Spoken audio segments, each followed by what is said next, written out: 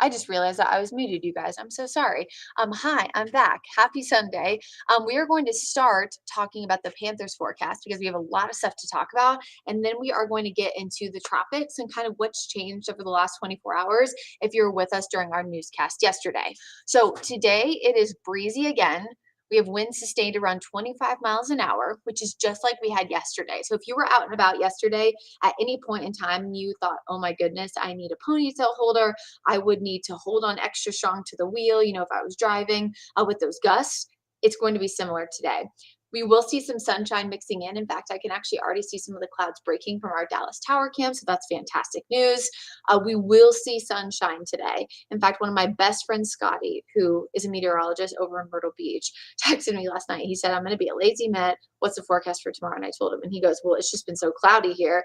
I just want to see the sun. I said, you will 100% see the sun. So you will see the sun, everybody here across the area today. Of course, I'm wearing my Panthers gear, my teal and black. So hopefully they do better than last week.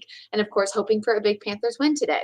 So breezy, warmer temperatures, clouds will break. I think this is important. I don't know why I just randomly muted me again. It's important to note with the breeze that this means when you are tailgating, tents need to be tied down. If you are putting out paper plates, napkins, you probably want something to hold them down. I made the joke earlier, you could use the weather clicker, it's a little bit heavy. But seriously, you guys need something to kind of hunker everything down if you are going to be out and about at tailgates, things like that, especially if you plan to go into the game. And I know a lot of people will still like leave their tents up and things like that. I would advise bringing them down just in case. You don't want to be the one person whose tent collapses, and it flies over somewhere crazy. But also the wind is something that we take into factor, or I say we, I'm not a football coach, but football coaches and of course, defensive, offensive coordinators should take into account when we talk about weather, because depending on how strong the wind is, which gust 25 to 30 is pretty strong, a lot of teams maybe will avoid field goals and run the ball a little bit more because of course it can kind of put things off, when it comes to kickers' consistency. Also for kickoff returns, you might do a touchback maybe more often, things like that, just because the uncertainty of how the kick's going to go. Temperatures are also warmer today. We're in the 80s, and warm air is less than dense air. So typically when you play sports and the air is warmer, balls can go a little bit further. So, when you're talking about quarterbacks throwing the ball, something to consider too. Now, forecast today really doesn't look bad at all, but we are, of course, keeping a close eye on the low near the immediate coast. And just like yesterday, because of the low, our winds were higher. Well, they're going to get even higher before they start to go down. So today, again, we're peaking right around 25 miles per hour. We'll start off tomorrow peaking around the same before we start to get even higher. We will see the low move inland, and its closest proximity to the Charlotte area is going to be close to midnight Tuesday morning. So Monday night heading into Tuesday. With that being said, we could see wind gusts near Charlotte around that time. So we're talking Tuesday morning, very early, around 30 miles an hour. While this is still nowhere close to severe thunderstorm criteria and is still below tropical storm force strength, it'll still be very gusty overnight. So let's say you're going to bed Monday night, you have outdoor lawn furniture that you don't trust maybe in 30-mile-per-hour winds, I would bring it inside just in case. That doesn't mean your furniture itself is going to fly away, but let's say it's pillows, right? And then on Tuesday morning, again, we're near 30 in Charlotte. That means that areas east over towards Girard, places like Rockingham could get close to about 35, which is, it's not severe weather criteria, but pretty intense winds. We oftentimes will see our summertime thunderstorms gust between about 30 to 40. So again, it's not crazy wind that we don't see during thunderstorms in the summer, but I think it'll be something that you'll notice even more very early Tuesday morning, and then winds die down quickly. Here's where the low is right now. It's chugging along right near the coast, but still does not have a close center of circulation. It is still not a tropical depression or named storm. And I actually think it's running out of time because the National Hurricane Center still has a 50% chance of development over the next 2 to 7 days. But remember that this time tomorrow, the low will already be moving inland. So at this point, my personal opinion is it probably will not form into anything, but if it were, it would probably just be a tropical depression because it just doesn't look like it's going to have the ability to get into a tropical storm status before it moves inland. Regardless of whether or not it becomes a depression or a named storm, our impacts remain the same. Today we're mostly dry. We saw a little bit of patchy drizzle earlier, but that's starting to wrap up. Our one chance of a spotty shower, it'll be after about 6 o'clock tonight. Thankfully, most of the game, attendees will be out of Bank of America Stadium at that point, and then we really start to increase the cloud cover overnight heading into Monday.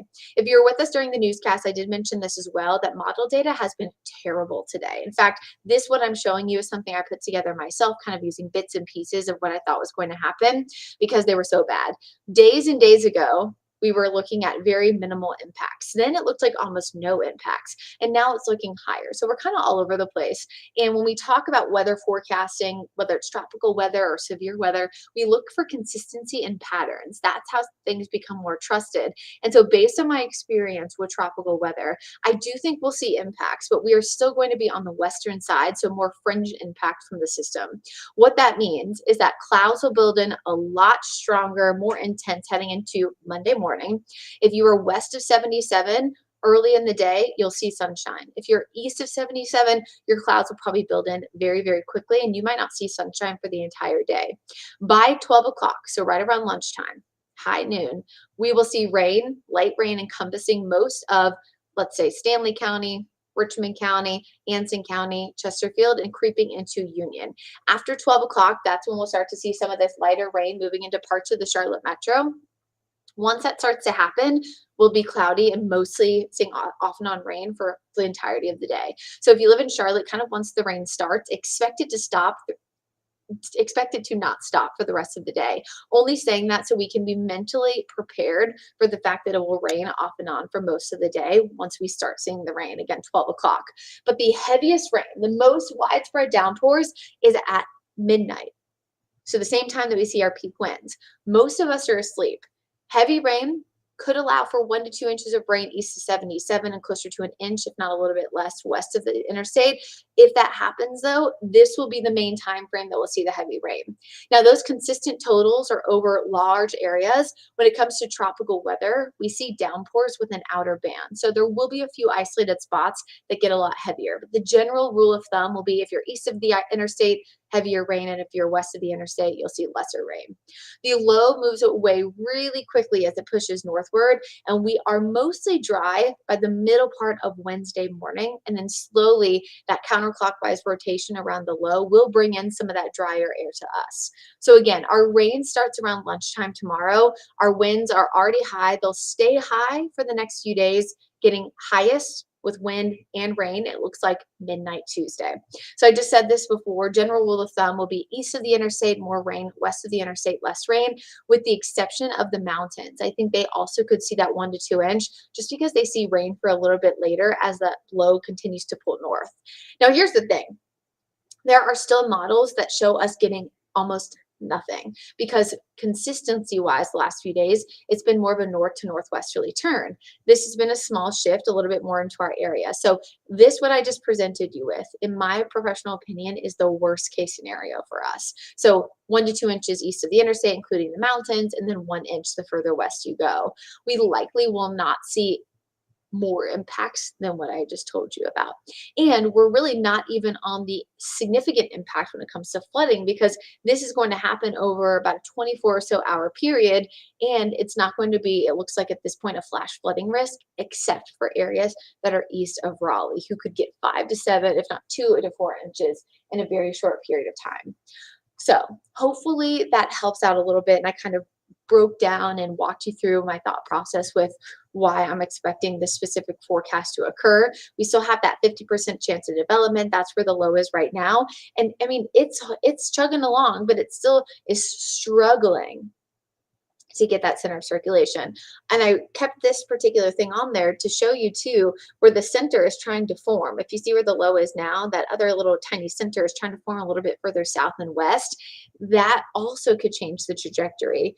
A lot of times we have better data when a tropical depression or storm starts to has already formed a close center of circulation, because where the low develops and where it moves in says a ton about what the impacts are. Think about big hurricanes across the country, like 2004 Hurricane Charlie in Southwest Florida. That thing was beelining for Tampa Bay until meteorologists started to notice that the center was reforming further east.